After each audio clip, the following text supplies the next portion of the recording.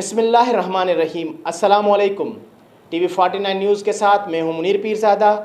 آئیے چلتے ہیں خبر کی جانب۔ ذوالفقار علی روشن کا ٹنڈو آدم کے مختلف گوٹھوں کا دورہ۔ ذوالفقار علی روشن کا اپنے وفد شاہد عباسی، رانا محمد علی کے ہمراہ ضلع سانگڑ کے مختلف گوٹھوں کے دورے پر احمد برڑا اسٹاپ اور اس کے گرد و نواح کے گاؤں گوٹھ سبزل خان مری، پرانے ستیاری گوٹھ وہاب بروہی کا دورہ کیا۔ ملک ذوالفقار علی روشن کے اعزاز میں بروہی، برڑا، منگنہار، جمالی، خاصخیلی، مری، مکرانی برادری کے نوجوانوں کی طرف سے عظیم الشان زورانے کا اہتمام کیا گیا۔